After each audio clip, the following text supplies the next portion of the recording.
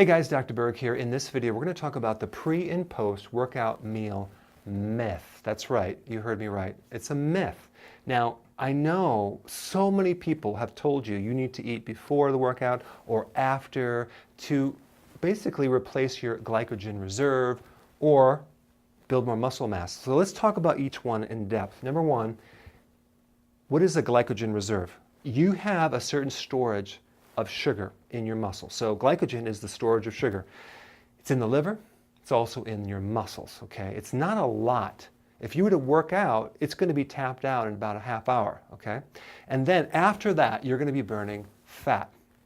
So why in the heck would you ever want to eat anything sweet before, during, and after a workout, right? That doesn't make sense. Because if the goal is to burn fat, then we have to burn off the sugar before we get to the fat, because that's how the body works.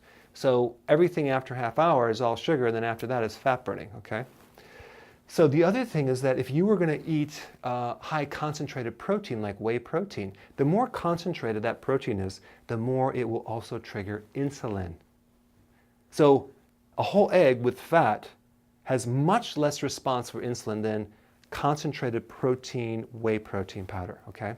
So every time you consume more concentrated protein, you're stimulating insulin. What does insulin do? It stops fat burning completely. So every time you're doing the protein, you're actually raising insulin. In fact, every time you eat, you stimulate insulin. So why would you ever want to eat around your workout? See, the whole goal is to use exercise to stimulate your metabolism, to then tap into the fat reserves that you have and make your own fat the meal that you're eating, not the dietary meal. So I recommend not eating anything before, during, and after a meal. Now, the other point is you need to eat protein to build muscle mass. Now, muscle mass, what you ate right before the workout or after, it's going to take at least 24 hours to be digested, go through your liver, and end up in your muscles, okay? Sometimes longer. So if you have this idea that that protein shake is really going to your muscles, it's not. It's being digested, and it takes a long time for that to go into the muscles. So you really don't need protein around your workout to build muscle mass. It's the meal that you ate yesterday that's going into the muscles, not during or after the workout, all right? And also, if your liver is overloaded with too much protein, it won't end up in your muscles. So our bodies do really good with muscle building if that liver is healthy, if you don't overload it, and you have all the trace minerals that help with the building of the muscle.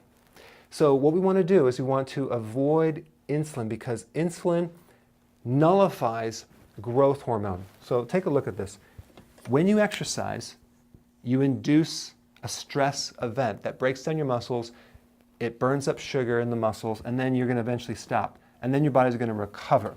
During the recovery process is where your digestion's occurring, where your body is building back up, where it's using fat. So if you eat during this process, you are going to slow down your benefits of weight loss and muscle building. And there's some exceptions, I'll get to that.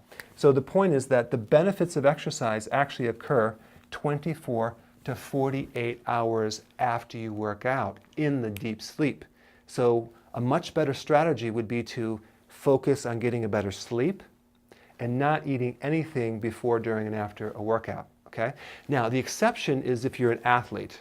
The exception is if you work out twice a day and you're a huge bodybuilder. The exception is if you're doing marathon or long distance running. The exception is that, let's say you're a diabetic and you're having massive blood sugar fluctuations, okay? I'm talking about the average person who's trying to lose weight, okay? So in summary, we want to stimulate growth hormone. Growth hormone is the main fat-burning hormone that's activated by exercise.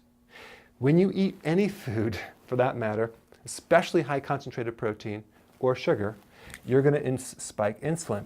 Insulin will then block growth hormone. It's a dominating hormone and it'll nullify growth hormone. So therefore, you don't get the effects of muscle building. You don't get the effects of lean body mass, okay? It doesn't burn fat. So growth hormone is triggered by exercise, sleep, and hypoglycemia. So we want to exercise to tap out our sugar reserves, creating a lower hypo effect of our sugar, hypoglycemia effect, not a bad hypoglycemic, but just a lower blood sugar, to keep this growth hormone active so we can really benefit from that workout, okay? So I hope this tip helps, and I just want you to get the truth about this topic right here. So go ahead and apply this, and I will see your comments below.